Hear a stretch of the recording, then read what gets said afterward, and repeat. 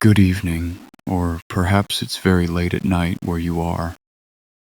Perhaps you've been lying there for a while now, watching the ceiling, waiting for your thoughts to slow down on their own. That's all right. You don't have to do anything for the next couple of hours except listen or not listen. Nothing important will happen here. Nothing you'll need to remember in the morning. This is the sleepy history of medicine. Long, slow documentaries about how human beings have tried to heal each other, told quietly, at the pace of a fireside story. You're welcome to fall asleep at any point. That is, in fact, the whole idea. The chapters are gentle, the transitions are soft, and if you drift off during the Mercury cures and wake up somewhere in the Radium Craze, you won't have missed anything you can't catch some other night. Tonight's subject is one of the oldest and, in its own way, one of the most comforting stories there is. The history of cures that didn't work. Miracle medicines. Universal antidotes. Tonics and elixirs and powders and belts.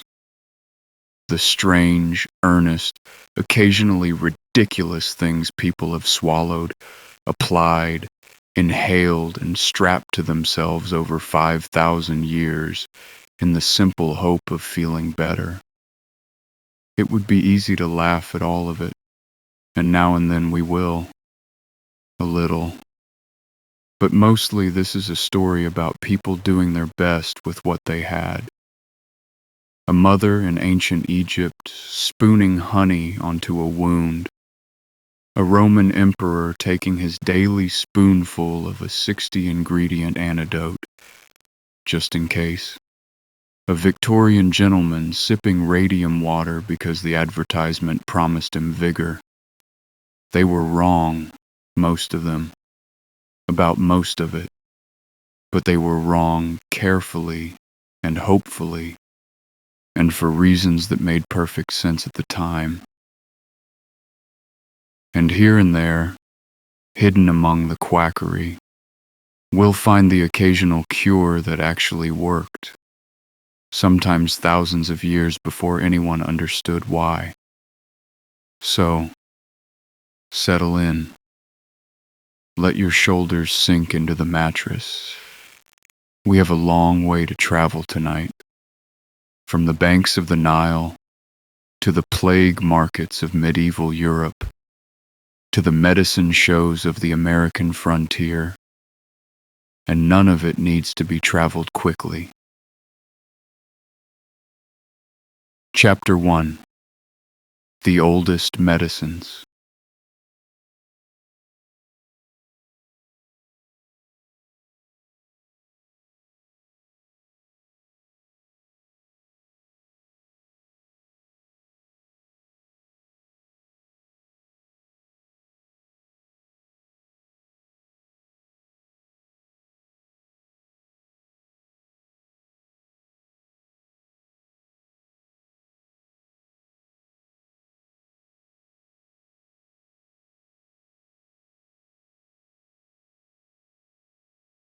Long before there were doctors, there were cures.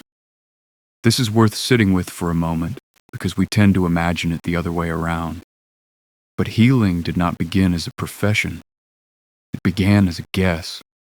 Thousands and thousands of guesses made by ordinary people over thousands of years. Someone's child had a fever. Someone's father had a wound that wouldn't close. And someone nearby, a grandmother, a neighbor, a priest, reached for something. A leaf, a paste, a word spoken over the sickbed. And if the patient recovered, the guess was remembered. That is the entire engine of ancient medicine. The guesses that got remembered. The oldest medical documents we have come from Egypt, written on long rolls of papyrus more than 3,500 years ago. The most celebrated of these is called the Eber's Papyrus, a scroll more than 20 meters long, copied out around 1550 BC, though the remedies inside it were already old when the scribe sat down to work. It is, in a sense, the oldest pharmacy manual on Earth, and it is a genuinely wonderful document, because it contains, side by side, with no distinction whatsoever between them, remedies that are astonishingly sensible and remedies that are not.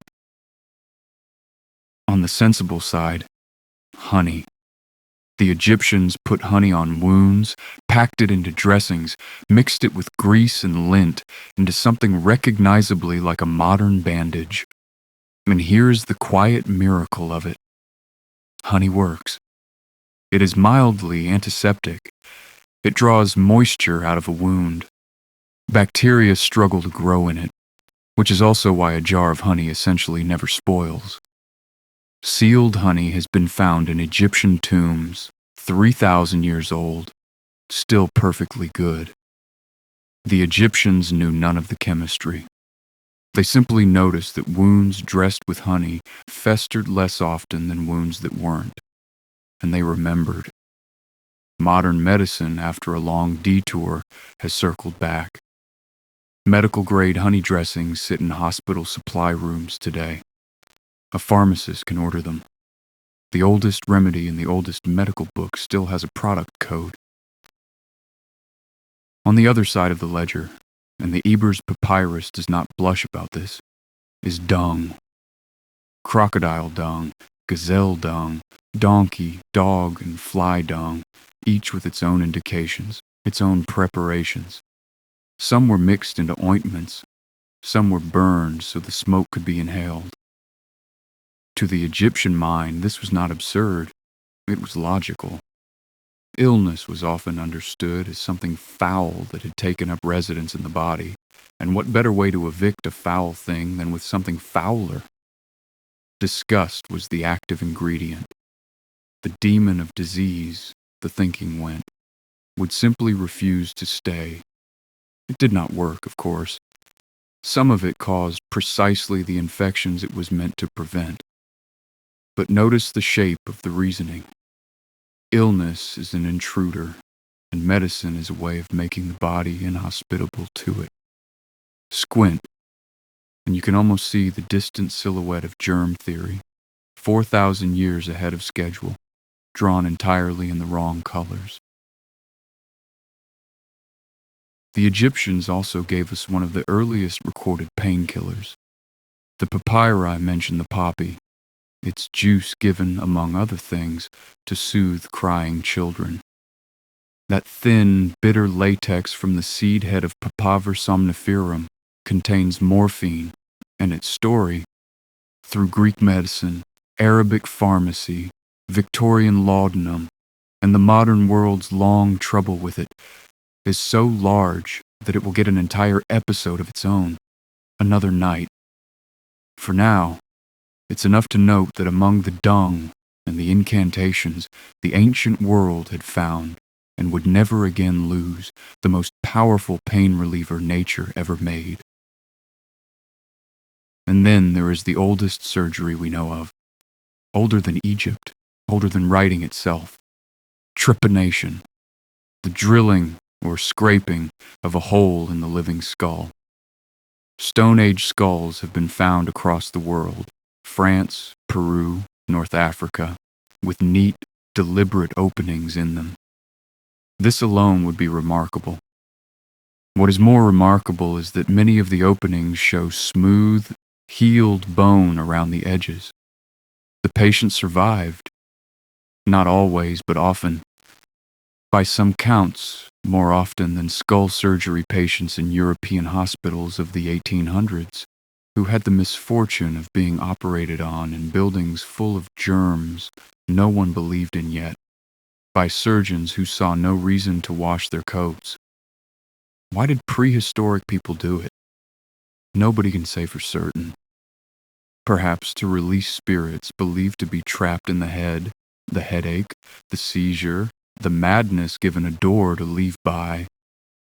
Perhaps more practically, to lift a shard of broken skull off a wounded brain, which is a thing modern neurosurgeons still do. Probably both, in different places, for different patients. The hole in the skull is the guess that got remembered, 12,000 years running. Egypt, it should be said, left us more than one papyrus, and the other great one deserves a moment before we move on, because it complicates the picture in the most flattering way.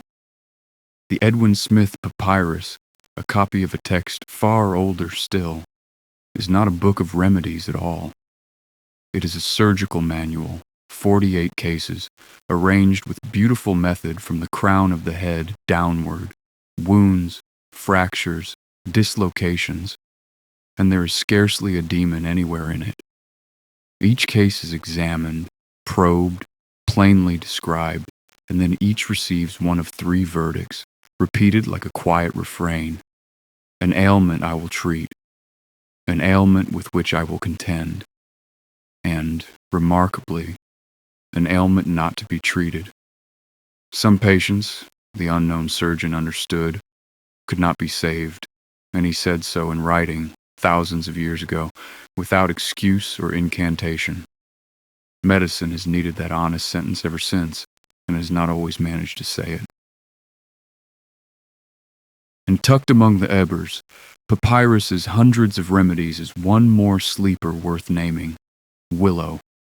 Decoctions of willow leaves and bark for aches, for heat, for swellings. Willow bark contains a bitter substance called salicin, and if that word sounds faintly familiar, it should, because salicin is the botanical grandparent of salicylic acid, which chemists at a German dye company tamed and bottled in 1899 under the trade name aspirin. The most ordinary medicine in your cabinet tonight, the one beside the bandages, the one nobody thinks about, is an Egyptian remedy that waited 4,000 years for chemistry to catch up and explain why it had been right all along. What unites all of it, the honey and the dung, the poppy and the drill, is that none of it was random. Every remedy came wrapped in an explanation. The explanations were wrong mostly. Demons, vapors, foulness, trapped spirits. But they were explanations, and that mattered enormously, because a cure with a story attached is a cure people believe in, and a cure people believe in gets remembered and passed down and refined. A modern pharmacist, standing behind a counter 4,000 years later, would recognize the instinct immediately. Patients have never really wanted a molecule. They want the story. What this is, why it will help, why things are going to be all right. The molecule has gotten much better. The need for the story hasn't changed at all. The trouble, of course, is that a good story doesn't need to be true to survive.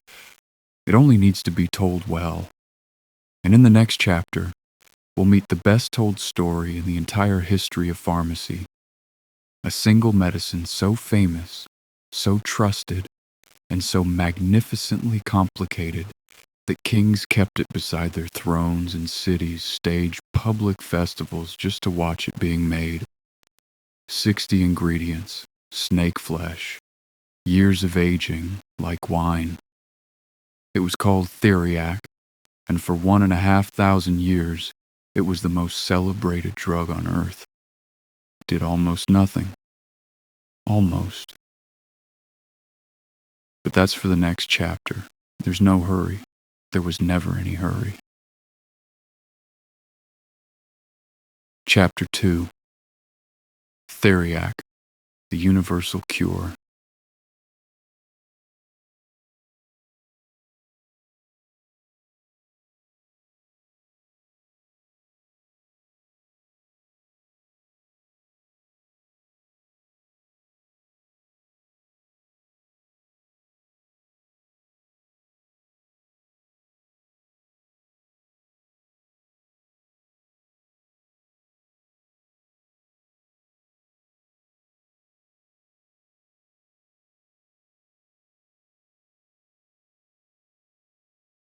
Every age has its miracle drug.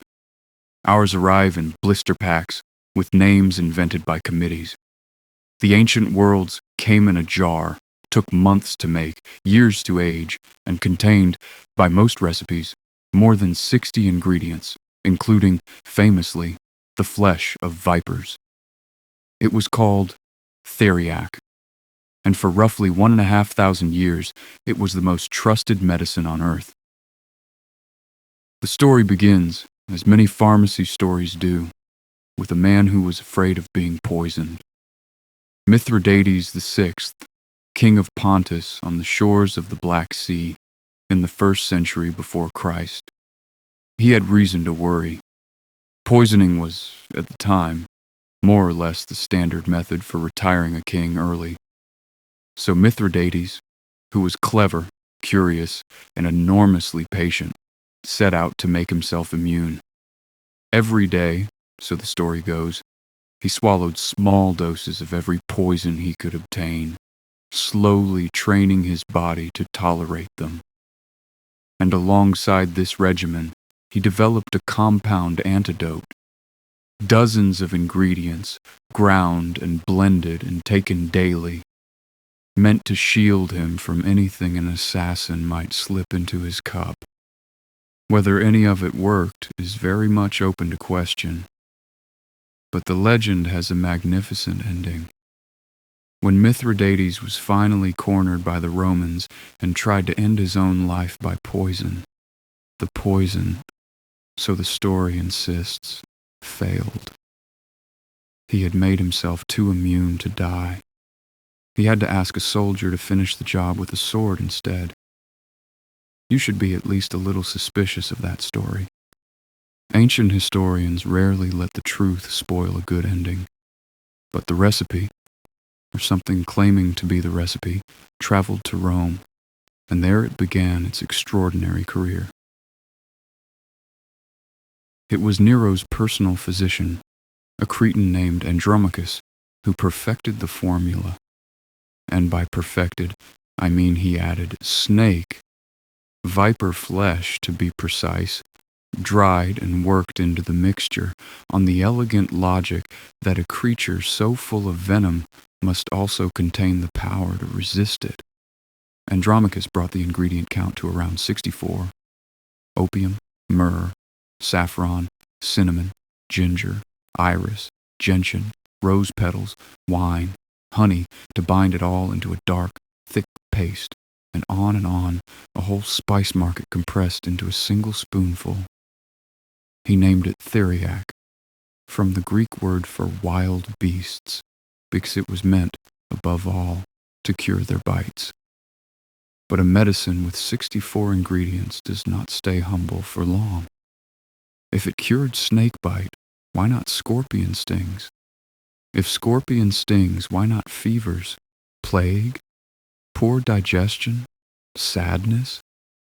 By the time the great physician Galen wrote an entire book about it in the 2nd century, Theriac had become what every drug secretly dreams of becoming, a cure for everything. Emperors took it daily, a small preventative lick of paste each morning, the way one might take a vitamin. And we have, from Galen himself, a wonderfully intimate account of the most famous patient of all, the philosopher Emperor Marcus Aurelius, who took his Theriac every day and whose imperial batches Galen personally compounded. No market Theriac for the master of the Roman world. Galen records, with a physician's careful pride, how the emperor found the daily dose made him drowsy at his duties, so the poppy juice was reduced, whereupon Marcus began lying awake at night, and the poppy was restored and adjusted until the balance suited. Read that again, slowly, and you realize what you're looking at. The most powerful man on earth and the most famous doctor in history patiently titrating an opium dose against side effects 18 centuries before anyone would call it that. The pharmacology was medieval before its time. The conversation This makes me drowsy. Then let's lower it. Now I can't sleep. Then let's split the difference. Is one your own pharmacist has had 1,000 times across the counter this year. And for the next 1,000 years and more, Theriac simply never went away. It survived the fall of Rome. It traveled into the Islamic world, where the great physicians of Baghdad and Cordoba refined it and wrote commentaries on it. It came back into Europe with the Crusades and settled, most famously, in Venice. And Venice understood something wonderful. Theriac was not just a medicine. It was theater. The recipe was so long, so expensive, and so easy to fake that the city made its production a public ceremony. Once a year, the ingredients were laid out in the open, all 60-some of them, arranged in rows outside the apothecary shops, so that officials and citizens alike could inspect them. The mixing was done in public, in great bronze mortars, sometimes over days, to prove that nothing had been left out and nothing cheap slipped in. Then the finished paste was sealed and aged, like wine, for years before sale. Venetian Theriac, and Venice treacle, as the English called it, became one of the most valuable trade goods in Europe. And yes, that is where the English word treacle comes from. Before it ever meant syrup on a pudding, it meant the universal cure. Did it work? Mostly no. Against actual snakebite, it did nothing at all. Against plague, nothing. The dozens of herbs, whatever their individual merits, were ground together in quantities too small to matter. But, and here is the almost we promised, Theriac contained opium. Real opium in a real dose. A spoonful of Theriac eased pain. It quieted coughs. It settled the bowels, and it granted sleep to the sick and the frightened. A patient who took Theriac felt better, genuinely, within the hour. It was not curing them. It was comforting them, which for most of history was the most that medicine could honestly offer, and is not nothing. A modern pharmacist would recognize Theriac instantly, though not by its ingredients.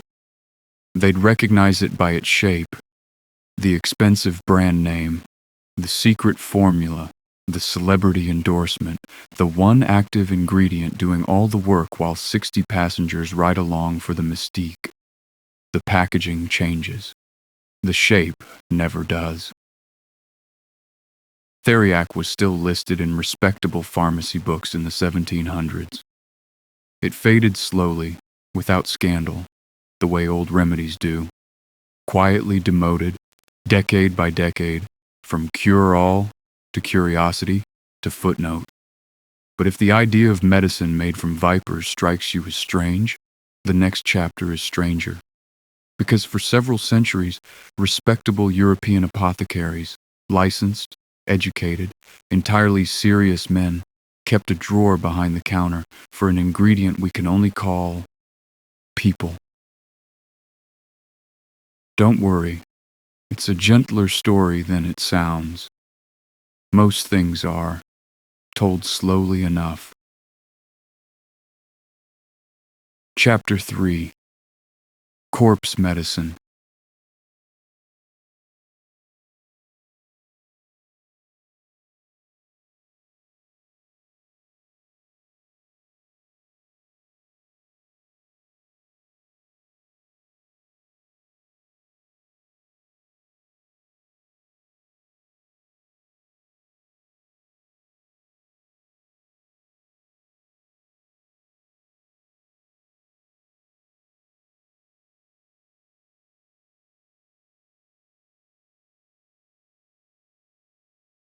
Of all the remedies in this episode, this is the one your ancestors would be most surprised to find on the list.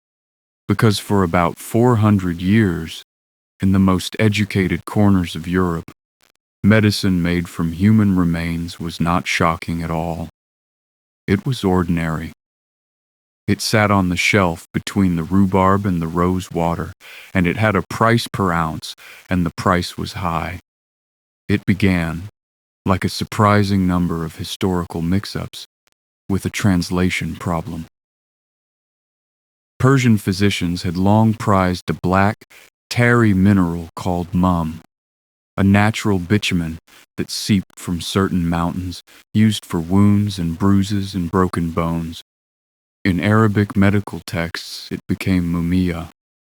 When European scholars translated those texts, they went looking for this marvelous black substance, and someone noticed that the embalmed bodies of ancient Egypt were coated in something dark and resinous that looked rather like it.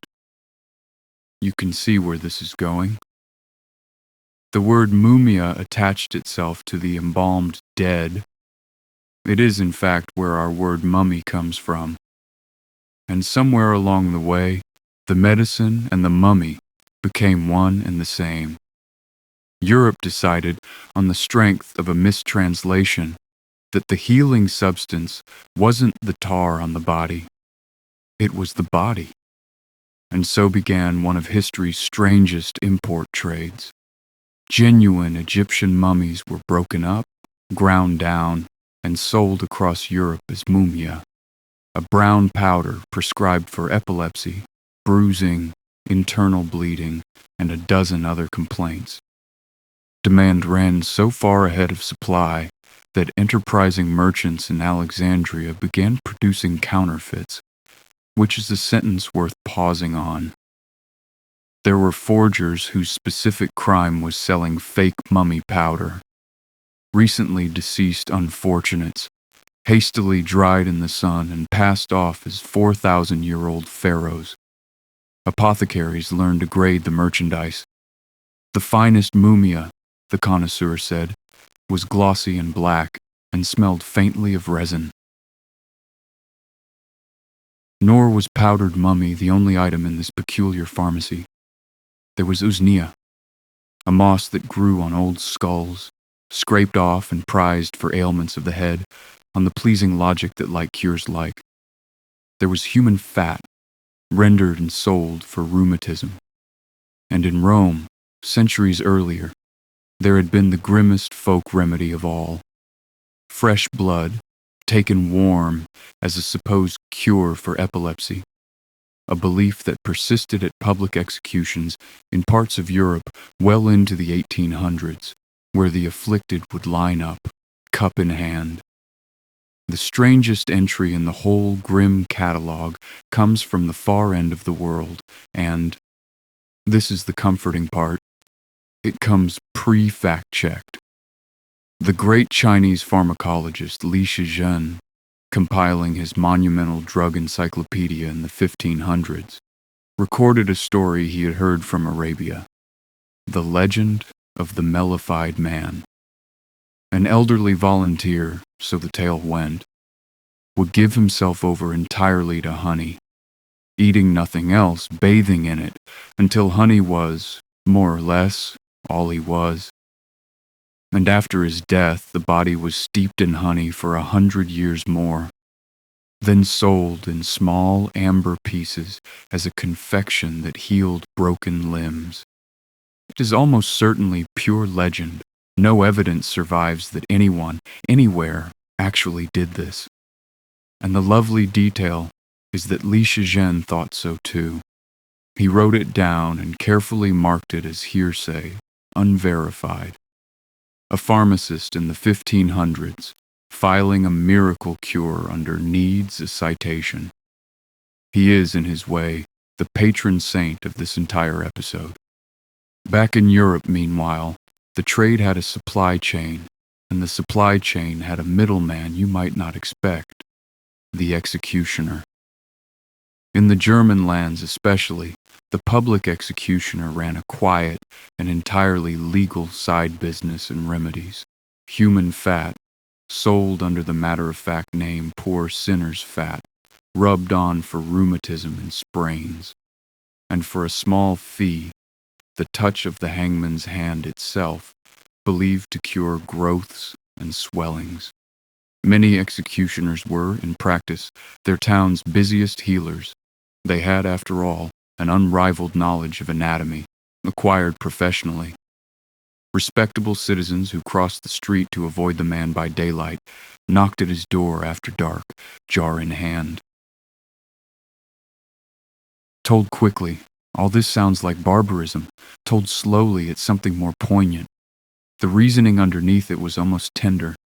The body is full of life, of vital spirit, and death, especially sudden death, traps that vitality inside. To consume some small part of it was to borrow the life that its owner no longer needed. It was wrong, but it was wrong in a very human direction. And it went all the way to the top. King Charles II of England, witty, worldly, patron of the Royal Society, the most scientifically fashionable monarch of his age, paid a fortune for the private recipe of a remedy called Goddard's Drops, which he took to preparing in his own laboratory. Its principal ingredient was human skull, broken and distilled in a flask until it yielded a pungent spirit. The court called the result the King's Drops, and Charles swore by them. A few drops in wine for faintness, apoplexy, or low spirits.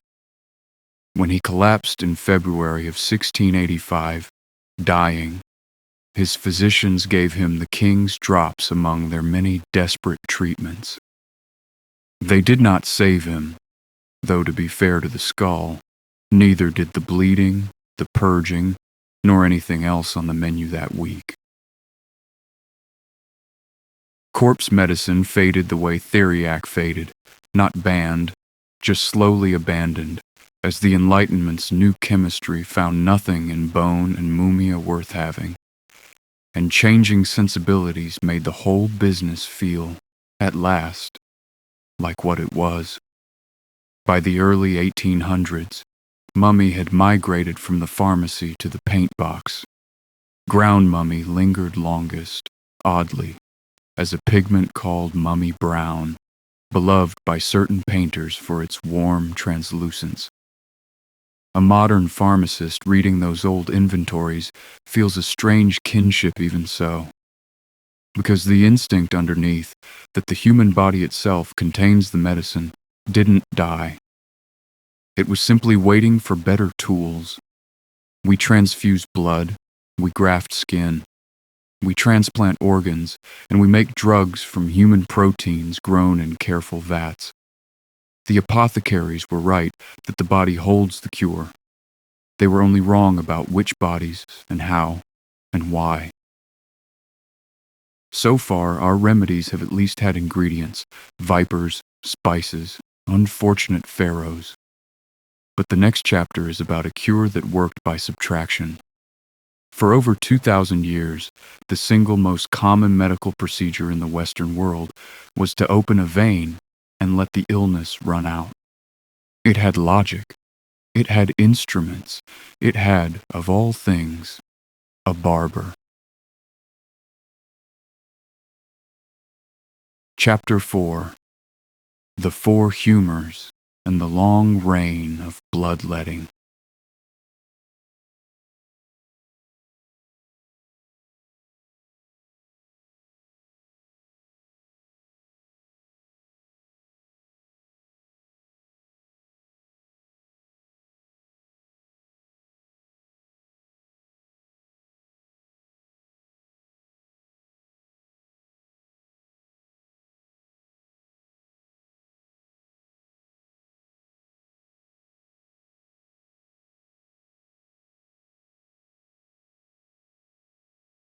If you had to explain all of sickness, every fever, every ache, every sorrow, with only the science available 2,000 years ago, you could do a great deal worse than the theory of the four humors. It was wrong, but it was beautifully wrong. Tidy, symmetrical, and so intuitively satisfying that it governed Western medicine for longer than almost any idea has governed anything. It went like this. The body contains 4 fluids: blood, phlegm, yellow bile, and black bile. Each has its qualities, hot or cold, wet or dry. Each corresponds to a season, an element, a temperament. In health, the 4 sit in balance, like a well-tuned chord.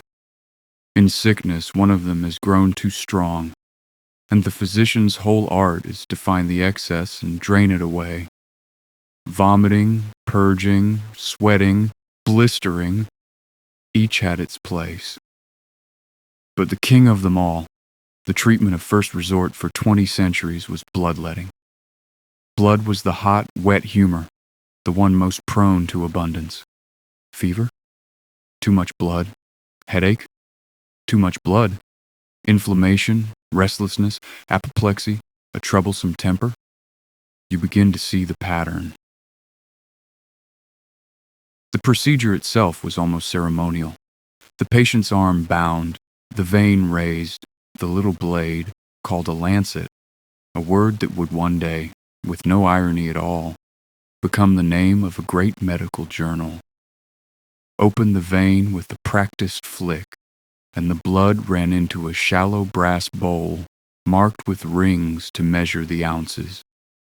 The physician watched the patient's face, felt the pulse, and judged when balance had returned. Often that judgment was when the patient fainted. Fainting, you see, was considered a promising sign. And here is a detail you may already know, though it's pleasant to hear again at low volume. Physicians, for much of this history, considered surgery and bleeding rather beneath their dignity. They diagnosed, others cut. The cutting fell to the barbers, who already owned the sharpest blades in town. Barber surgeons pulled teeth, lanced boils, and opened veins between haircuts, and they advertised with a pole outside the shop. Red for blood, white for bandages, wound in a spiral like the stained linens hung out to dry. The barber's pole still turns outside shops today, a quiet little monument to the days when a shave and a bleeding were adjacent services.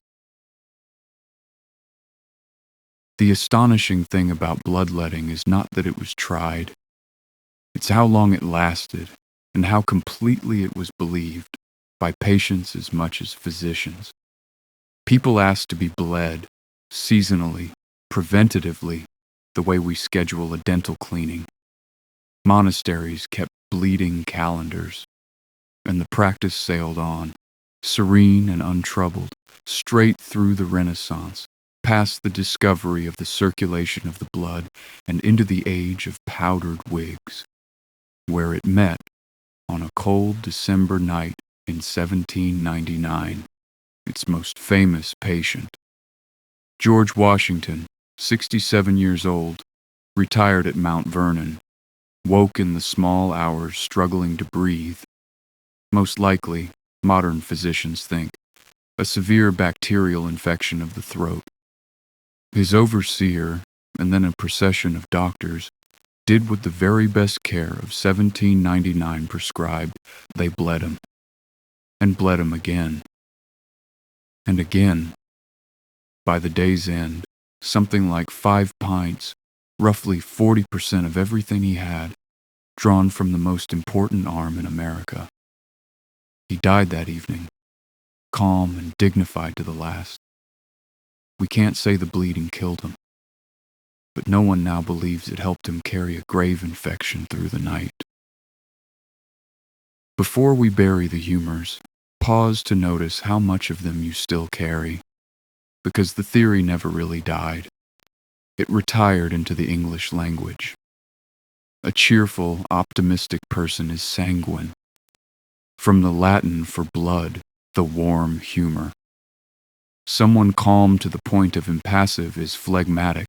The quick-tempered are choleric, yellow bile, and sadness itself is melancholy, which is simply Greek for black bile, the cold, dry humor of sorrow. When you say a friend is in good humor, you are diagnosing them humorally. Even temperament began as a technical term, your personal blend, your mixture of the four. 2,000 years of medicine, wrong from top to bottom, and its entire vocabulary is still in your mouth. Ideas that lose in the clinic can win in the dictionary. The 1800s actually increased the appetite for a while, and nowhere more spectacularly than in France, where a Napoleonic army surgeon named Francois Broussais rose to fame on the theory that nearly every disease was, at bottom, an inflammation of the digestive tract, and that the remedy was leeches, applied by the dozen, sometimes by the 50, across the abdomen.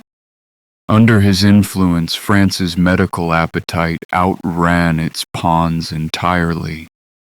By the 1830s, the country was importing leeches by the tens of millions each year, gathered by leech collectors who waded bare-legged into marshes and let the harvest come to them, which is surely among the least enviable jobs in this whole history. Pharmacies displayed ornate ceramic leech jars on the counter, pierced lids and all, as proudly as any modern shop displays its scales. Fashionable ladies wore embroidery of little leeches on their gowns. It was a mania. The last florid, magnificent flare of humoral medicine before the lights came on. But the century that loved bleeding most was also the century that finally counted. Physicians in Paris and Vienna began keeping honest tallies. So many bled, so many recovered, so many not. And the numbers, dispassionate and patient, said what no authority had dared to. It made no difference, or worse. Against arithmetic, even Galen had no reply. By the century's end, the brass bowls were going into cabinets in museums. And yet, here is this chapter's quiet pharmacist's footnote. Bloodletting never entirely left. Walk into any modern hospital and you will find it, renamed and redeemed. Therapeutic phlebotomy, prescribed for the iron overload disease hemochromatosis and for blood grown too thick with red cells. For those few patients, the oldest treatment in the book is still the right one. 2,000 years of bleeding everyone for everything. And it turned out to be the correct treatment for almost nothing, but not quite nothing. Medicine rarely throws an idea away completely. It just files it under a much narrower heading. The humoral physicians drained what the body had too much of. The next chapter is about the opposite instinct, adding something, a gleaming, liquid, silver something, the loveliest substance in the old pharmacy, and very nearly the deadliest. For 400 years, Europe took its most feared disease to the mercury jar, and paid for it, a little at a time. Chapter 5. Mercury, the beautiful poison.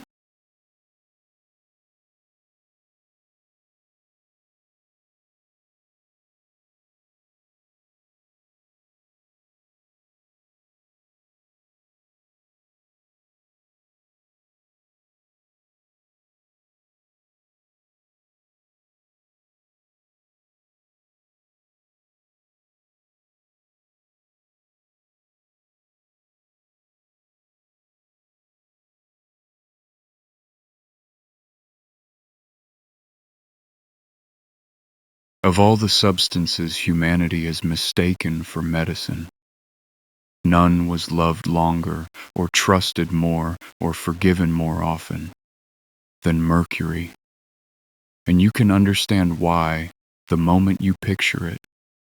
Every other metal sits in the hand, cold and dead. Mercury moves. Tip the flask and it gathers itself into trembling silver beads. Pour it, and it runs like something alive.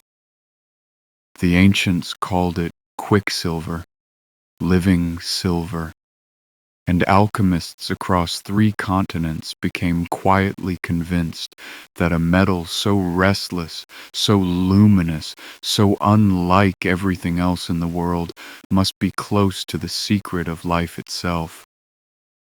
That conviction cost a remarkable number of lives, beginning at the very top.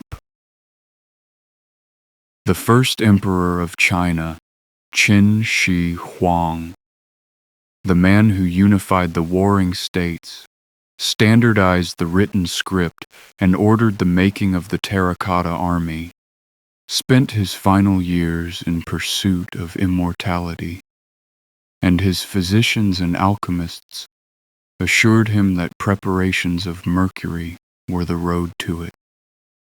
He took them faithfully. He died at 49 on tour, far from home, quite possibly of his medicine, and was laid in a tomb that ancient historians describe as containing whole rivers of flowing mercury, a silver landscape for a silver-poisoned king. Modern soil surveys of the burial mound, it's worth saying softly, really do show mercury levels far above normal. The rivers may actually be there, still flowing in the dark.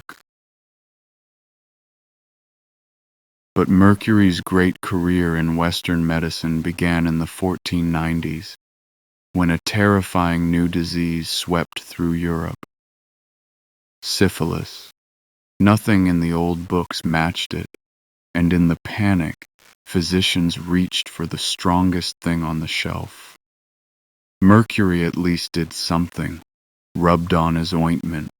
Its effects were visible, dramatic, undeniable.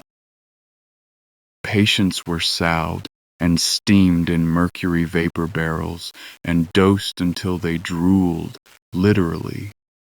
Copious salivation was believed to be the disease pouring out of the body, so the physician kept increasing the dose until the patient produced pints of it. The drooling, the loosened teeth, the trembling hands, all of it, we now know, was simply mercury poisoning, arriving on schedule. At the time, it was read as the cure taking hold. And because syphilis moves in slow waves, flaring, then hiding for months or years on its own, every natural remission was credited to the quicksilver. The treatment could last years. A whole mordant proverb grew up around it. One night with Venus, a lifetime with Mercury. For 400 years, that was the standard of care. By the 17 and 1800s, Mercury had settled into the pharmacy's most respectable drawer in the form of a Swedish white powder called calomel, mercurous chloride. Calomel was the aspirin of its day, the thing you took first for nearly anything.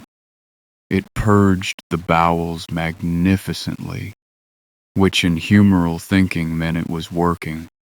America's most famous physician, Benjamin Rush, signer of the Declaration of Independence, hero of the yellow fever epidemics, believed in calomel with his whole heart and dosed his patients with quantities that make modern toxicologists go quiet. When Lewis and Clark set out across the continent, Rush supplied the expedition with his own pills. Calomel-laden purgatives, so forceful the men called them thunderclappers. And here is one of history's most charming footnotes. worth savoring slowly. Because mercury passes through the body and does not rust away, archaeologists were able to identify the expedition's camp at Traveler's Rest in Montana 200 years later, partly by the mercury still waiting in the soil beneath the latrine. It remains, to this day, the only campsite on the entire trail confirmed by physical evidence. The expedition signed the continent exactly once, and it signed in quicksilver. The saddest chapter is the smallest. Well into the 20th century, calomel was an ingredient in teething powders for infants, rubbed on sore gums, sold at every chemist's. Some of those babies developed a mysterious illness of pink, peeling hands and misery called pink disease, whose cause wasn't pinned to the mercury until around 1950.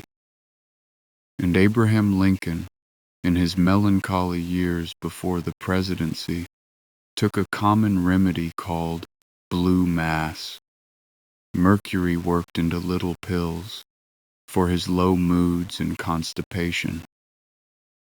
Contemporaries describe rages and tremors in those years that fit mercury poisoning uncomfortably well. Lincoln himself, with characteristic shrewdness, noticed the pills made him worse, and, by most accounts, largely set them aside after taking office. It is pleasant to think the steadiest hand of 1865 belonged to a man who had quietly deprescribed himself. And Mercury's reach ran past the pharmacy entirely, into the workshops, which is where it left its mark on the language. The finest felt hats of the age were made from fur, and the fur was worked loose with a brush of mercury nitrate solution, a process called carroting for the orange stain it left. Hat-making towns, Danbury, Connecticut, proudly styled itself the hat capital of the world, were full of men who spent decades leaning over steaming basins of the stuff. And slowly, quietly, the hatters changed. Their hands developed a tremor. The hatters' shakes, or in America, the Danbury shakes. Their speech slurred. They grew shy, irritable, strange. The phrase mad as a hatter was common coin decades before Lewis Carroll sat his own hatter down to tea. Carroll didn't invent the madness. He borrowed an occupational disease everyone already knew by name. The American felt industry finally gave up mercury in 1941, switching to a peroxide process that, to no one's surprise, had worked perfectly well all along. It stands as Mercury's whole career in miniature. Decades of visible harm. A language that literally had a word for it, and an alternative sitting quietly on the shelf the entire time. Mercury never had its scandal, its single dramatic downfall. It simply retreated, decade by decade, as chemistry learned to measure what it left behind. Out of the syphilis wards, when the first real cures arrived in the early 1900s, out of the teething powders in the 50s, out of the antiseptics. That orange-red mercurochrome your grandparents painted on scraped knees by the 1990s. A pharmacist today handles mercury almost never and signs paperwork when they do. The most beautiful bottle in the old shop turned out to be the one that should never have been opened. After a chapter that heavy in every sense, you've earned something lighter. The next remedy involves no poison at all, and it was administered with the very best intentions, by respectable volunteers to people pulled from the River Thames. It required a pipe, a pair of bellows, a quantity of tobacco smoke, and a part of the patient we shall refer to with the utmost discretion.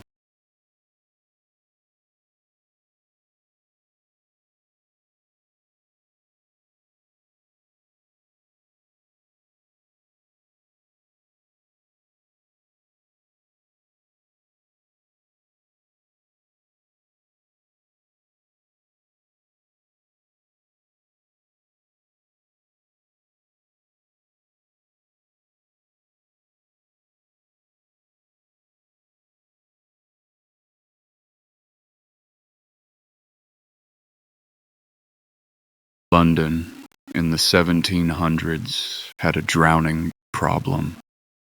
The Thames ran straight through the busiest city in Europe, crowded with wherries and barges, bordered by slick stairs and low railings, and swum in, fallen into, and fished out of daily.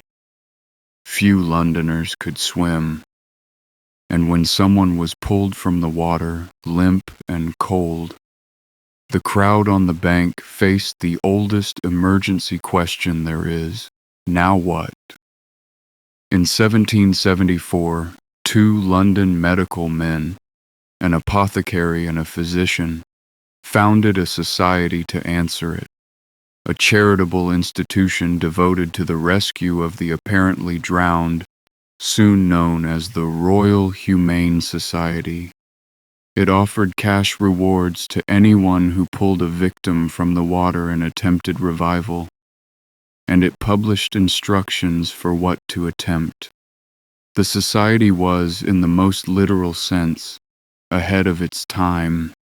It believed, correctly and against much learned opinion, that the line between drowned and dead was blurrier than it looked, and that the recently drowned could sometimes be called back. London was not even first. The idea had come from Amsterdam, a city with even more water per citizen, where a society for the rescue of the drowned had been founded in 1767, complete with printed instructions and cash premiums, and which claimed within a few years a tally of lives saved running into the hundreds. The notion spread along the waterways of Europe like a fashion. Hamburg, Venice, Paris, then London. It's worth appreciating what a genuinely radical idea this was. For most of history, a drowned body was a settled matter, a fate, not an emergency. These societies proposed, against theology and common sense alike, that death had an early, negotiable stage, that a bystander, armed with a pamphlet and nerve, could argue with it. Every modern first aid course descends from that proposal. The trouble was the methods. Warmth was sensible enough. Blankets, warm ashes, a bed by the fire, vigorous rubbing, reasonable. But the 18th century's crown jewel of resuscitation, the technique with its own dedicated equipment, was this: tobacco smoke, delivered by bellows into the rectum of the patient. The logic, and there is always logic, went like so. Tobacco, newly arrived from the Americas, was understood to be a powerful stimulant, hot and dry in the old humoral vocabulary, exactly what a cold, waterlogged body needed. And the chosen route of administration was thought to deliver that stimulating warmth most directly to the bowels, the body's furnace. Kits were manufactured. Handsome wooden boxes containing bellows, flexible tubes, and nozzles. and the Royal Humane Society stationed them along the Thames at intervals, the way we mount defibrillators on walls today. Ferrymen knew where the nearest one hung. There are recorded accounts of revivals credited to the smoke. The patients, one assumes, revived by the warmth, the rubbing, the jostling, and time, with the tobacco taking the bow. For a few decades, this was simply what a well-equipped rescue looked like.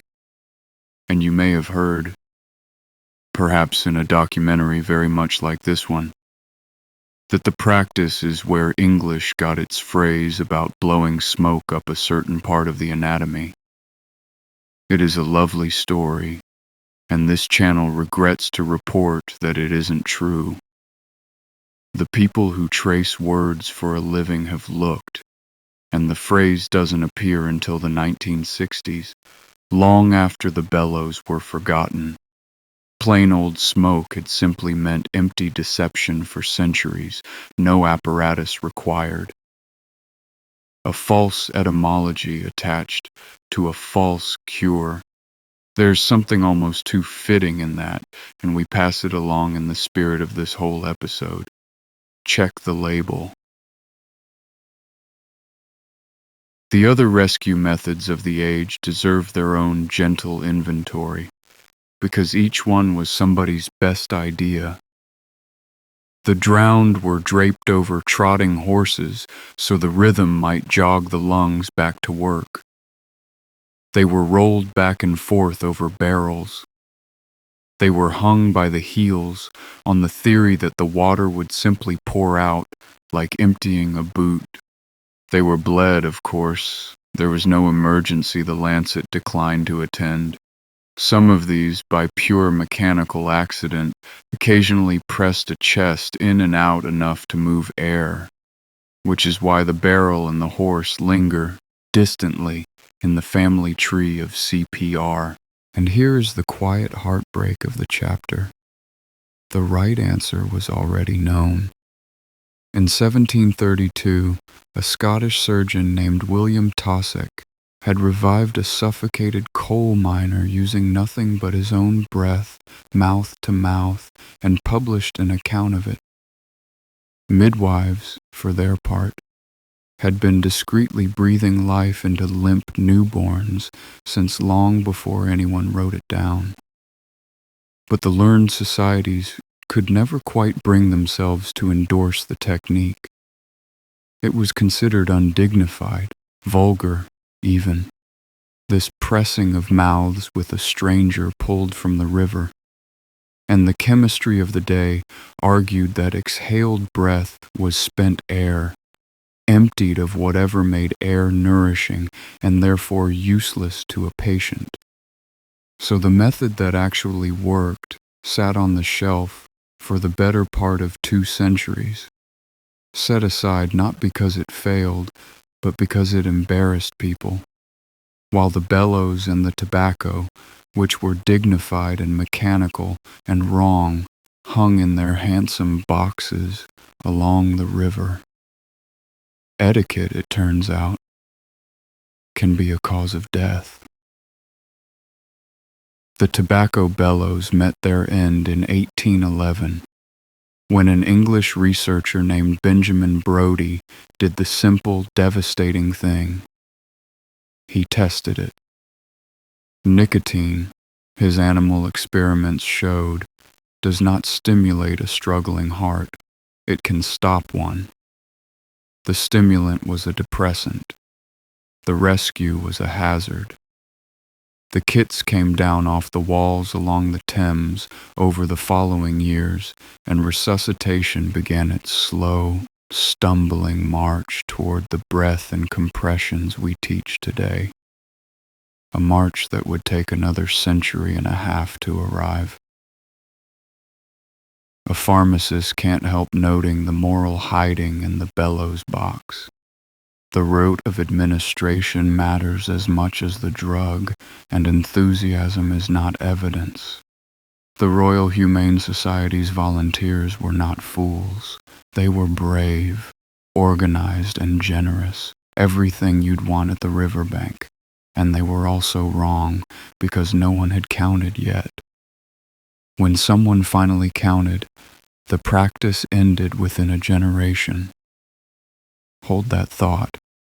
It is the quiet hero of the rest of this episode. Because counting was about to meet its greatest adversary. Everything so far, the Theriac, the mumia, the lancet, the smoke, was at least sincere. The healers believed. But across the Atlantic, in the young United States, a new creature was stepping onto the stage. The professional seller of cures who did not particularly care whether they worked, so long as the bottle was handsome and the story was good. The golden age of the medicine show was coming, and it was going to be magnificent. Chapter 7. The Golden Age of Patent Medicine.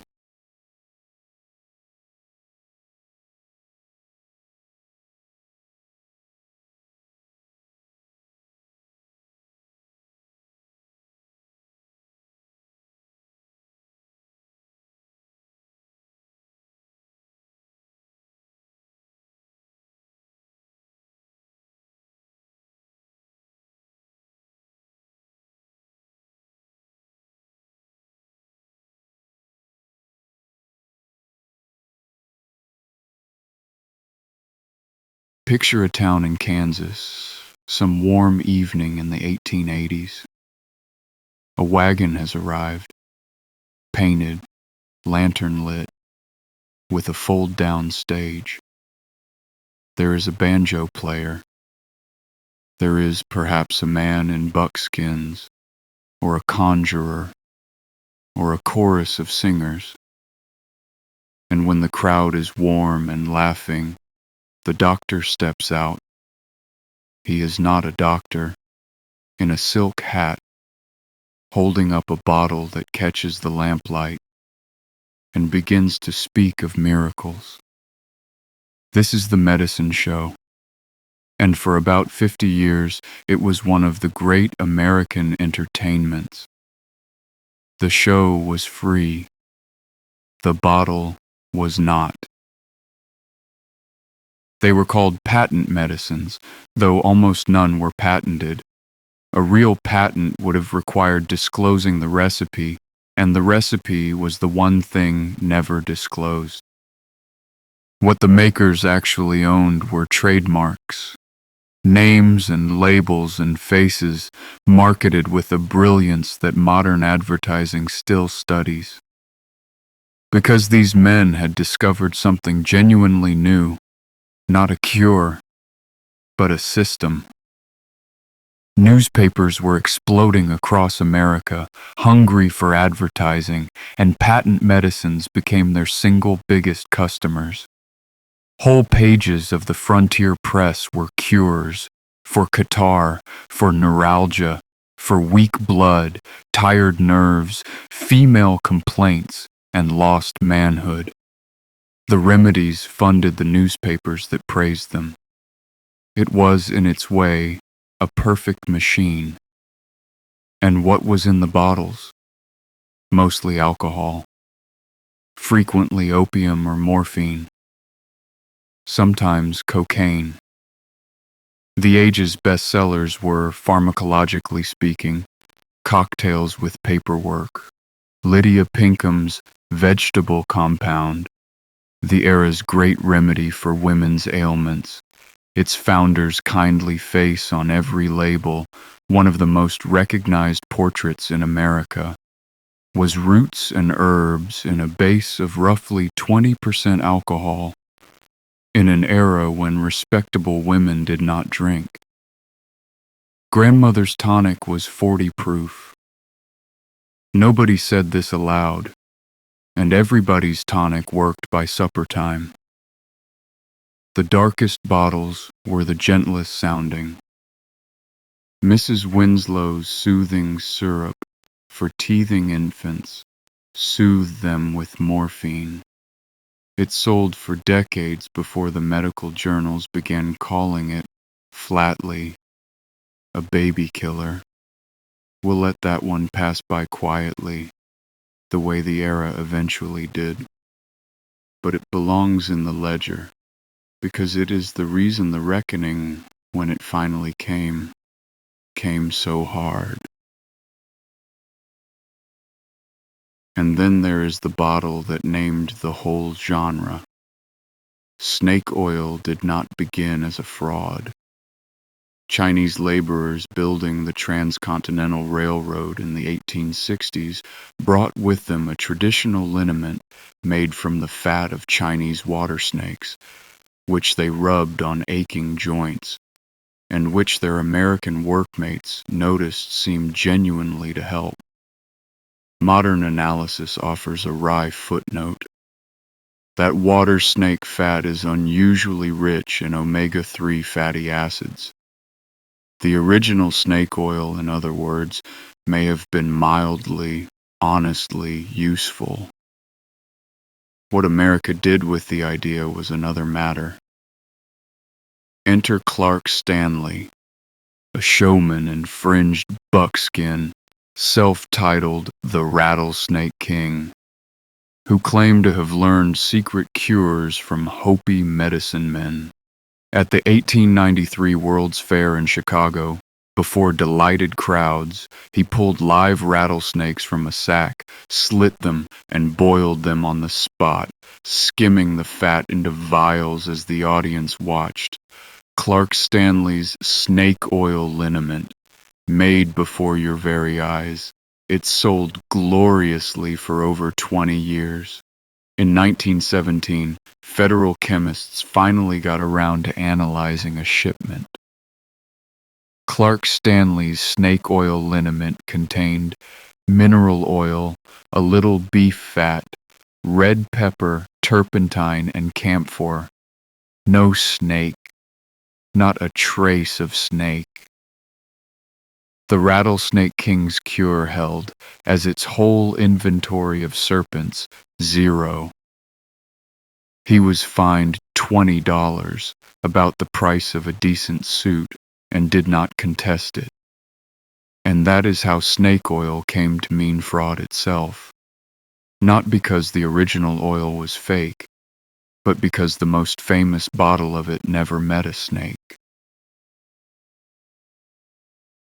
Not every bottle from that era vanished, though. And this is the part of the chapter you can verify in any grocery store tonight. Some patent medicines that survived by quietly becoming refreshments. The drugstore soda fountain existed in the first place because carbonated water was itself considered a health tonic, and the druggist was its natural dispenser. In Atlanta in 1886, a pharmacist named John Pemberton, wounded Confederate veteran, chasing relief for his own pains, formulated a nerve tonic from coca leaf and the caffeine-rich cola nut, and sold it at the fountain as a brain and nerve remedy. He called it Coca-Cola after its 2 medicinal ingredients. The cocaine was engineered out in the early 1900s as the mood turned. The medicine claims followed, and the tonic simply carried on as a beverage, conquering the planet out of uniform. Decades later, in 1929, a new lemon-lime drink launched under the catchy name bib label lithiated lemon-lime soda. Lithiated, as in containing lithium, the mood-steadying element, which remained in the recipe until 1948.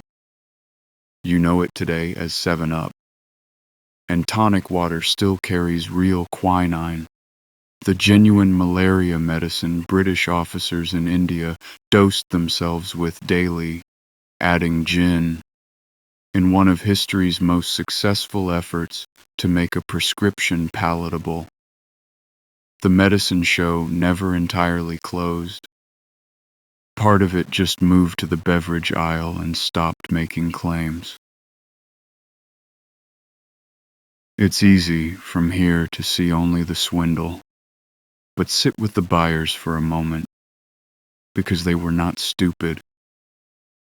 A farm family in 1885 lived a day's ride from a doctor who could, in truth, do very little.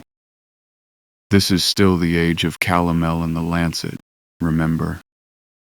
The bottle in the general store cost less than the doctor's visit, tasted of cinnamon and courage, and came with the one thing the era's real medicine rarely offered: confidence. The label promised. When the historians say patent medicine sold hope by the fluid ounce, that is not entirely an insult. Hope has always been part of the pharmacopoeia. The crime was in what else was in the bottle, and in what the label didn't say. A modern pharmacist reads those old labels with a shiver of recognition. The secret formula. The testimonial from a satisfied stranger. The single product good for a dozen unrelated ailments. The gentle suggestion that doctors don't want you to know. Every one of those is still in circulation tonight, sliding through a feed somewhere wearing newer fonts. The wagon became a website. The pitch never changed. The pitch was, however, about to meet something it couldn't out-talk. Not a regulator, not yet, but a discovery. In 1898, in a shed in Paris, a quiet Polish-born physicist and her husband isolated a new element that did something no substance had ever done. It glowed, all by itself, with its own inner light. The world took one look at that light and decided, with the purest miracle cure logic of all, that it must be health itself, distilled. They put it in water. They put it in face cream. They put it for a while in chocolate.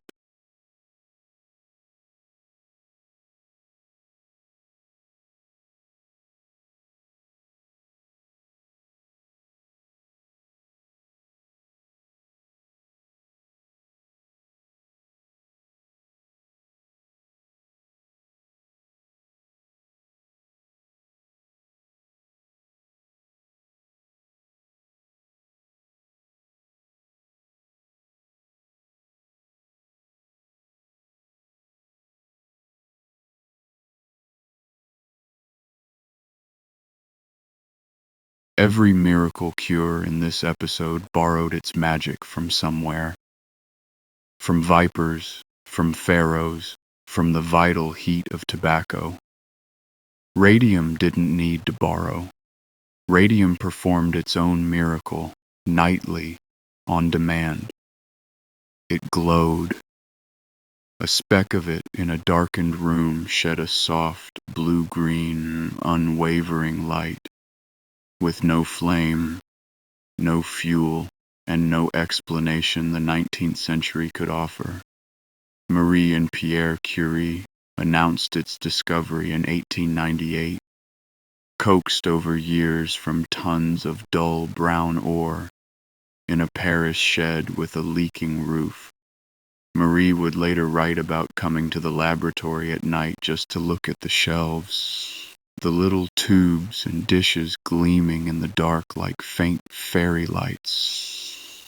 Science had produced many wonders, but it had never produced anything that looked so much like bottled life.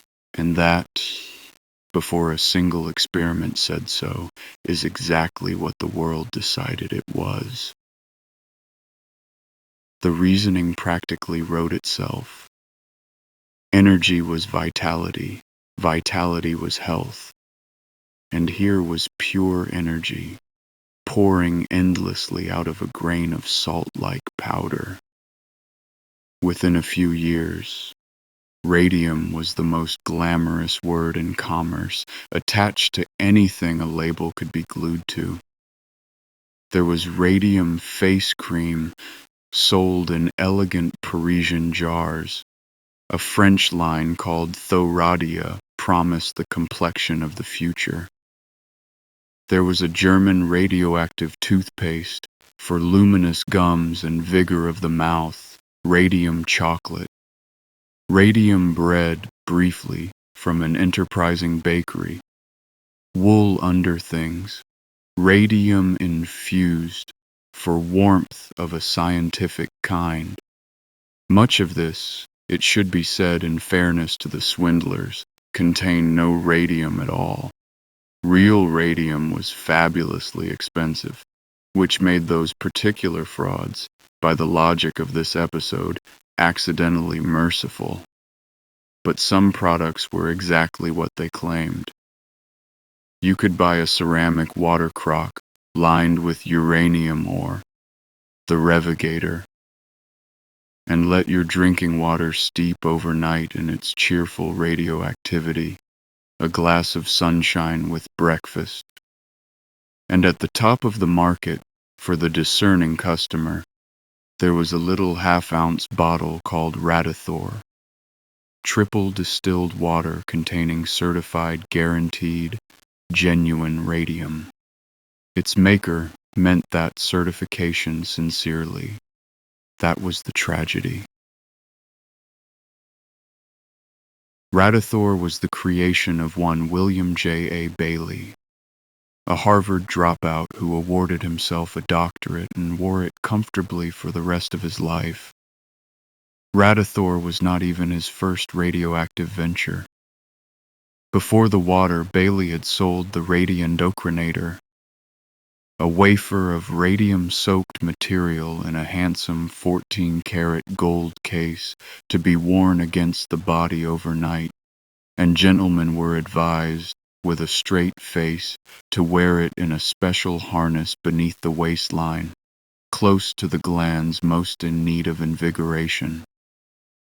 It sold, at its debut, for $1,000, several new Fords worth of gold-cased blotting paper. The whole logic of the age is in that little gold case. Radiation as vitality, applied as close to the source of manhood as the postal regulations would allow. Bailey, it should be said, appears to have been a true believer. He drank his own water, by his own account, in quantity. He lived until 1949, longer than he had any right to. When researchers exhumed his body 20 years later to study it, his bones were still measurably radioactive. He remains one of the strangest figures in this whole episode, a fraud in his credentials, sincere in his poison. His most devoted customer was a man named Eben Byers, a Pittsburgh industrialist, a socialite, an amateur golf champion, the kind of confident modern man the 20s were invented for. After an arm injury in 1927, a physician suggested Radioactive for the pain, and Byers became a believer. He drank a bottle a day, sometimes several, for years. By the usual count, somewhere around 1,400 bottles. He recommended it to friends. He sent cases of it to a lady acquaintance. He fed some, it is said, to his racehorses. Radium, the body discovers too late, is chemically a cousin of calcium. The skeleton takes it in and builds it into bone, where it keeps shining day and night from the inside. By 1930, Byers' jaw was failing. Surgeons removed most of it. His bones thinned and broke. He gave his testimony to federal investigators from his sick bed, still lucid, still courteous, and died in the spring of 1932. He was buried, by necessity, in a coffin lined with lead. His epitaph took nearly 60 years to arrive, and it was worth the wait. In 1990, a Wall Street Journal writer, looking back on the whole affair, gave it a headline of perfect American bluntness. The radium water worked fine until his jaw came off. You will find that line quoted all over the internet as a headline from 1932, as though the newspapers said it over his coffin. They didn't. It was written in hindsight. But hindsight, as it happens, is where this entire episode lives. Byers was the famous case, but not the first warning. The dial-painting girls of New Jersey and Illinois, young women who tipped their brushes to a point between their lips, painting luminous numbers on watch faces, had been sickening for a decade, and their long fight for recognition was already in the courts. Their story deserves, and will someday get, a quieter telling of its own.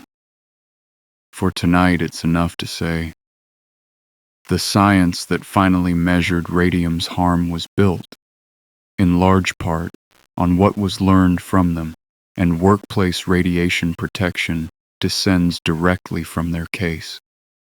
What Byers' death added was velocity. He was rich, famous, and photographed. His ruin could not be filed away. The Federal Trade Commission moved on Radithor, and radioactive patent medicines were effectively finished within the decade. The pharmacist's footnote here is a gentle paradox. Radium did have a place in medicine after all, aimed, carefully and briefly, at tumors, where its destructiveness was the point. The poison and the cure were the same glow.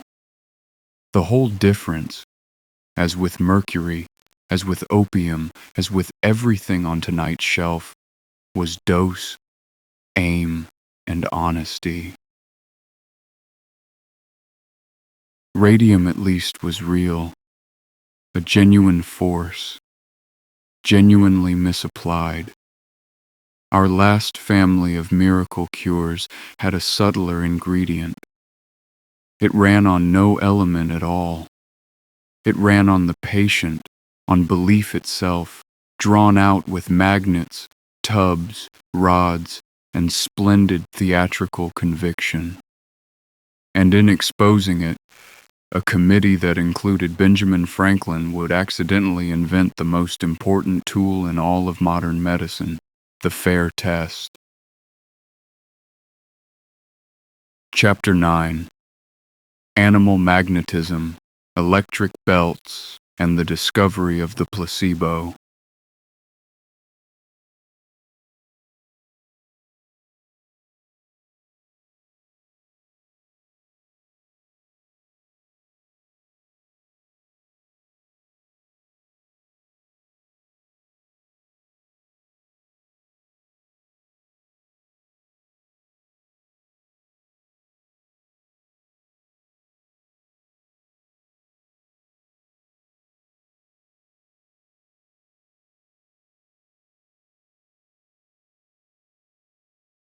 In the Paris of the 1780s, powdered, perfumed, and bored, the most fashionable address in medicine belonged to a Viennese physician named Franz Anton Mesmer. He had arrived trailing rumors of marvelous cures, and his theory was as grand as the age itself. The universe, he taught, is filled with an invisible magnetic fluid flowing through every living thing, and illness is simply that flow gone wrong. The healer's gift, his gift, was to sense and redirect it. He called it animal magnetism. His clinic was pure theater, and I mean that with admiration. Patients gathered in a dim salon around a great wooden tub, the bakeway, filled with water and iron filings, bristling with bent iron rods. They gripped the rods, or held ropes, or joined hands in a circle. Soft music played on a glass harmonica, an instrument whose eerie shimmer Franklin himself had invented. And then Mesmer entered, in a lilac silk robe, passing slowly among them, fixing his eyes on each patient, sweeping his hands along the lines of their bodies without quite touching. Patients trembled. Some wept, or laughed, or fell into convulsive crises and were carried gently to a mattress-lined recovery room. And many, this is the part that matters, many walked out feeling genuinely, sometimes lastingly, better.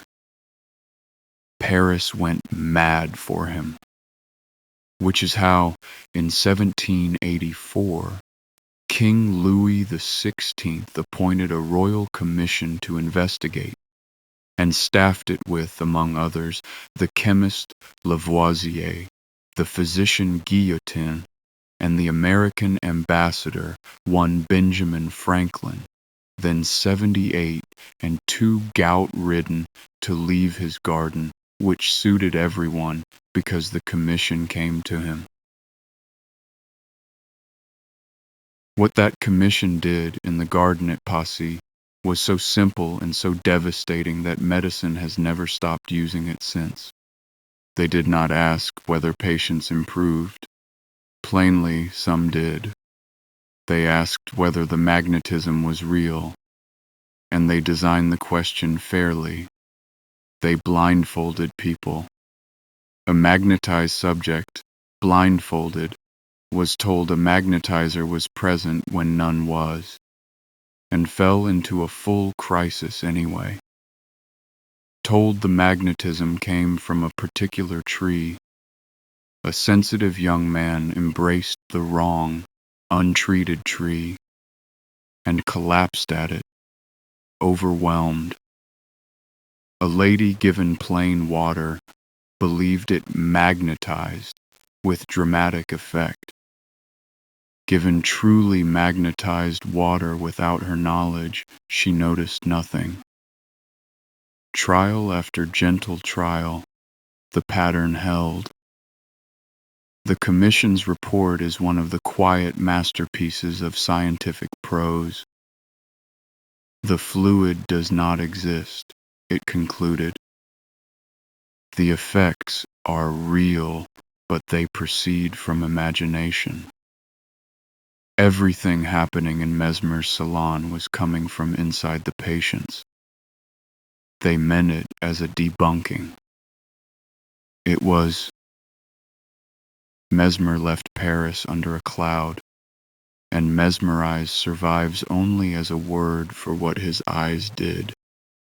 But read it again, slowly, and the report is also a discovery, one of the greatest in medical history. Belief alone, properly staged, can produce real, measurable relief.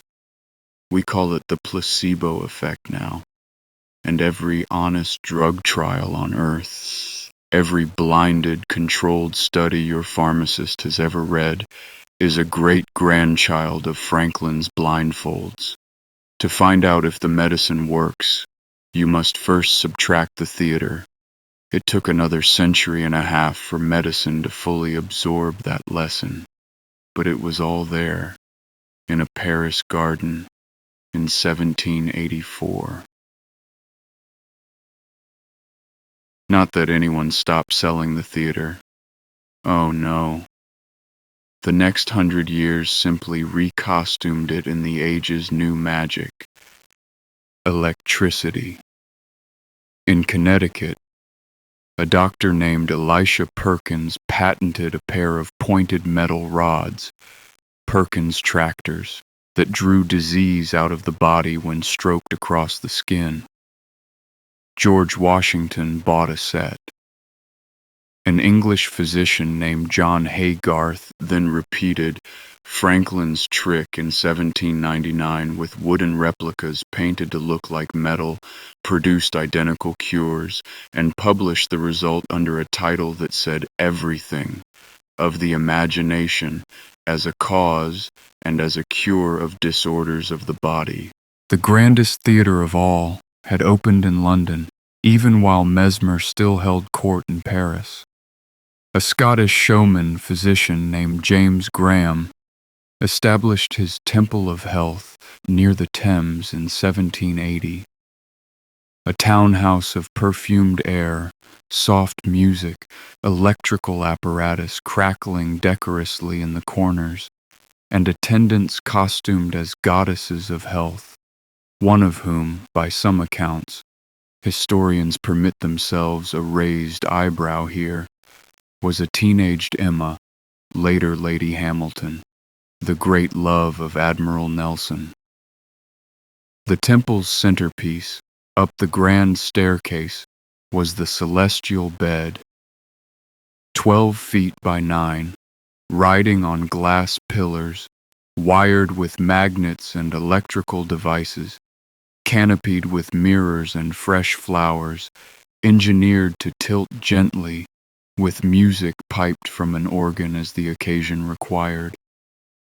Childless couples could hire a night in it at a price that would rent a respectable London house for a year, with conception all but guaranteed by the magnetic fires.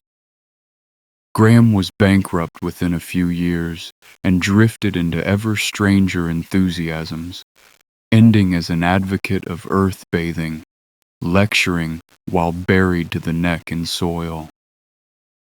But for one glittering season, the most fashionable medical treatment in the English-speaking world was an electric bed with a soundtrack. And still the current flowed. The Victorians could buy electric belts, some with discreet attachments, promising restored manhood by voltaic means, electric corsets, electric hairbrushes, violet ray wands that crackled with harmless purple sparks and cured, said the catalog. Nearly everything. In the early 20th century, a San Francisco doctor named Albert Abrams grew rich diagnosing every disease from a single drop of dried blood mailed to his machines. Skeptical investigators, in one of debunking's finest hours, mailed him blood from a healthy rooster. The diagnosis came back promptly. It was not good news for the rooster. A sinus infection and bad teeth. The machines hummed. The dials were magnificent. Inside them was, usually, literally, a tangle of wires connected nothing. The pharmacist's beat, this time, is the tenderest one in the episode. The placebo effect is not a synonym for fraud. It is a real, measurable feature of human beings. Comfort, expectation, ritual, and attention converting into genuine relief. Every good clinician uses it honestly. The confident explanation, the unhurried visit, the reassurance that things are going to be all right. The crime of the Quacks was never that they invoked it. It's that they invoked only it, charged for lightning, and delivered wire connected to nothing. Which brings us, at last, to the reckoning. 5,000 years of miracle cures, and in the space of about 60, within a single long lifetime, the wagons, the tonics, the radium water, and the humming boxes were all swept from the respectable shelf. It took a magazine crusade, a poisoned elixir, a sleepless government reviewer, and a great deal of grief. It is, in its quiet, bureaucratic way, One of the happiest endings in this whole long story. Chapter 10. Taming the Quacks.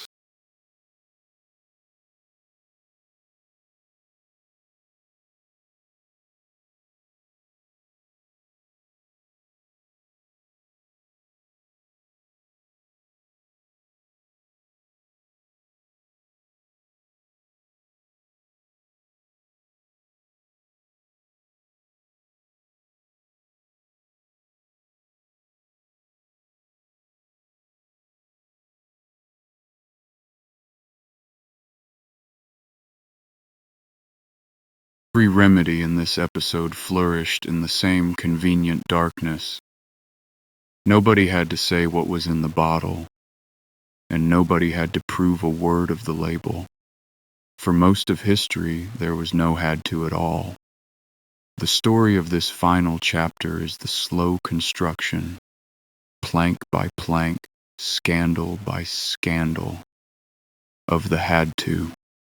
It begins not with a law, but with a magazine.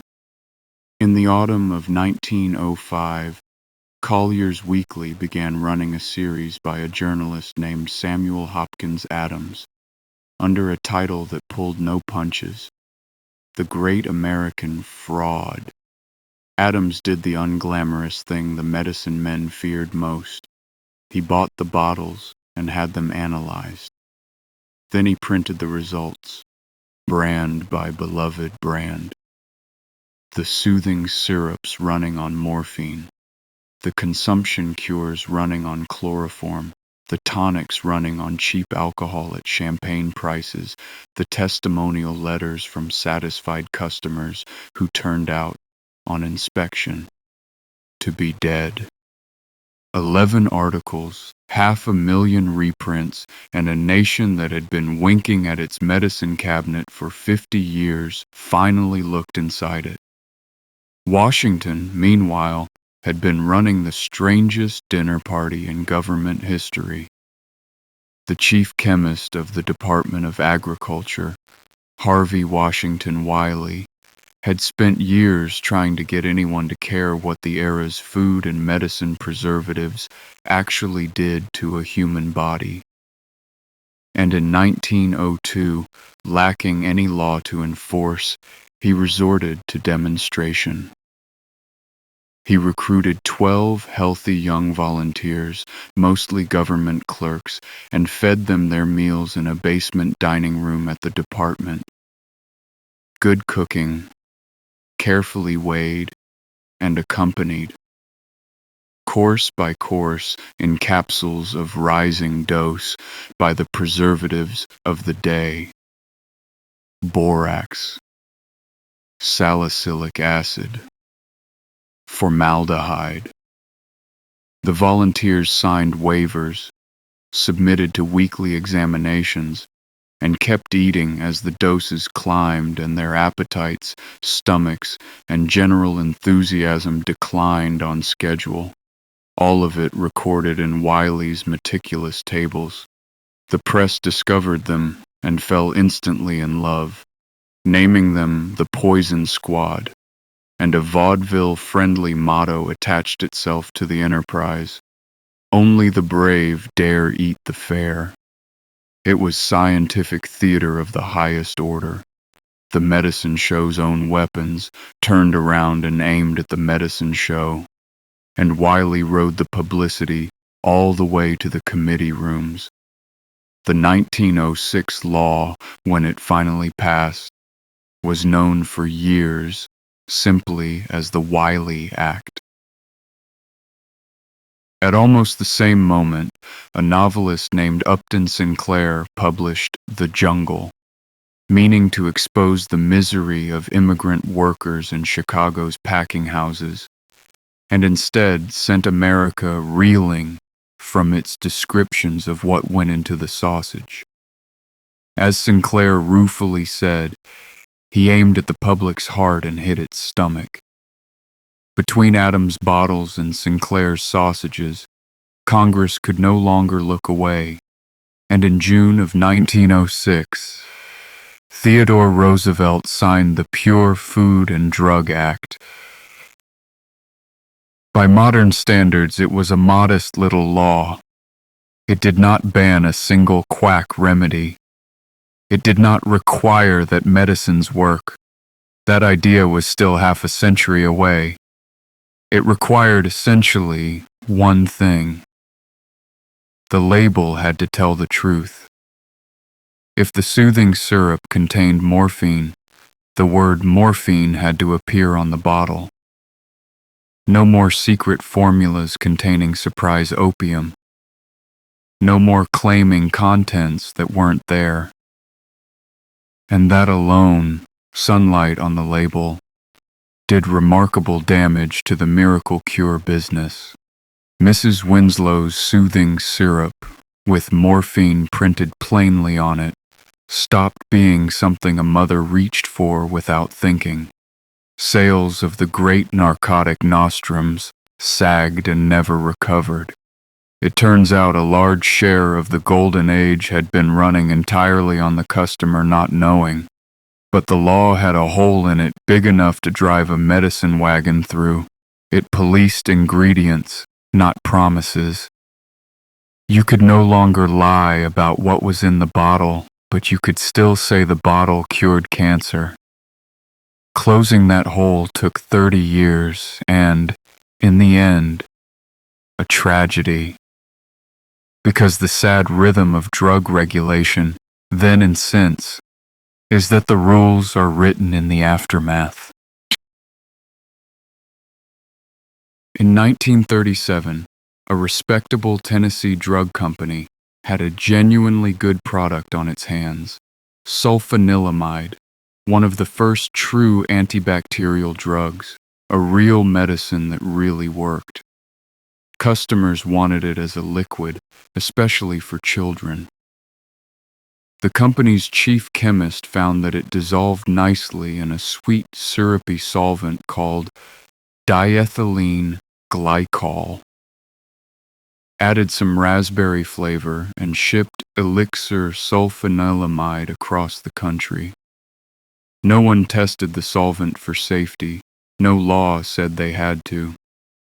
Diethylene glycol is a cousin of antifreeze, and it is poisonous to the kidneys.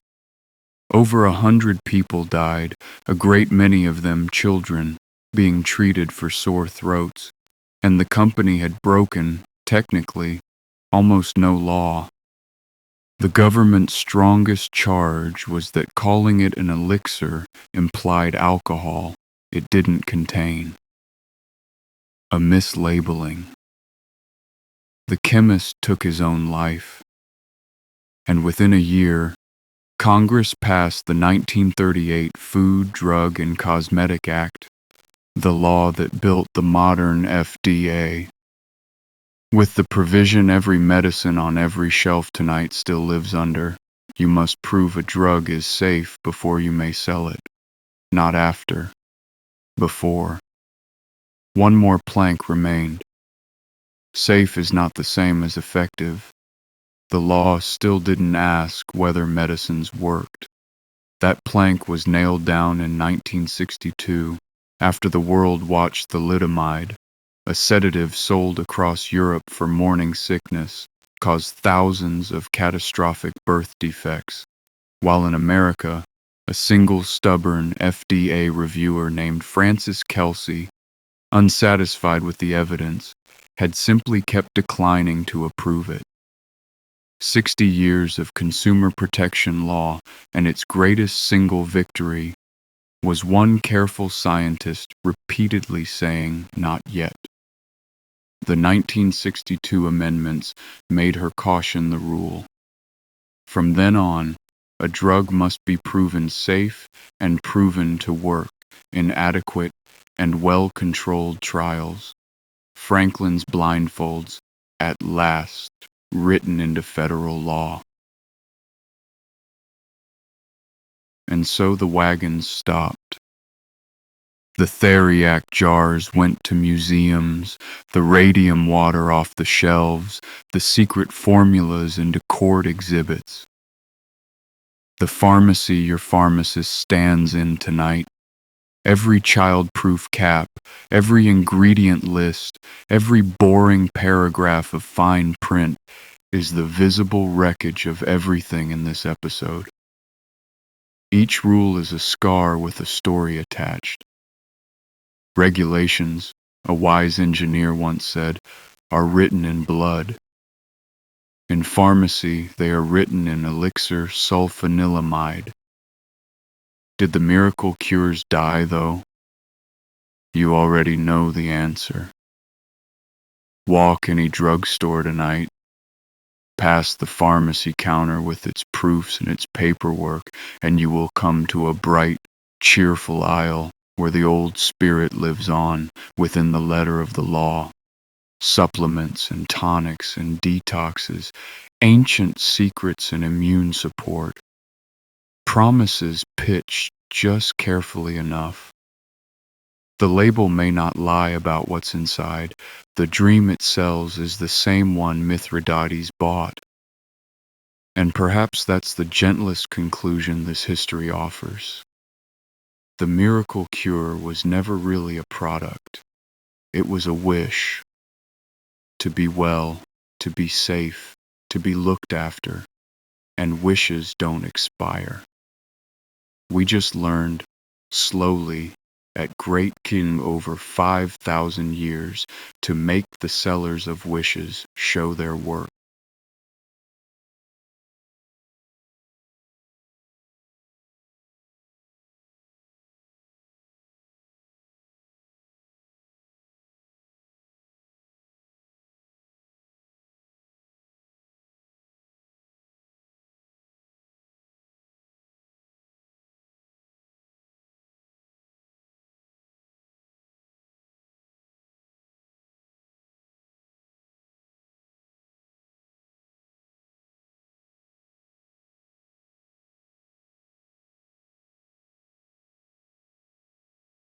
And that is where we'll leave it tonight. If you're still awake, and it's perfectly all right if you're not, you've traveled a long way.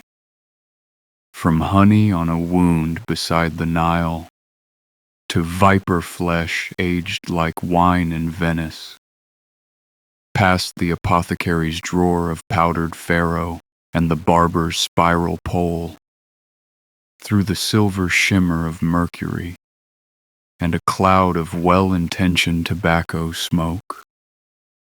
Across the lamplit stage of the medicine show, into the soft blue glow of the Radium age, around Mesmer's tub, and home at last to the plainest miracle of all, a label that tells the truth. 5,000 years of cures that didn't work, sold by people who mostly believed in them, to people who needed to believe in something. And threaded through all of it, the same slow lesson, learned and forgotten and learned again. Hope is a fine ingredient, but it should never be the only one. Thank you for spending this night with the sleepy history of medicine. If these long, quiet histories help you rest, you're welcome to subscribe for the next one. There are so many more shelves in this old pharmacy to wander, but there's no hurry about that, or about anything. The rest is history, and history can wait until morning. Sleep well.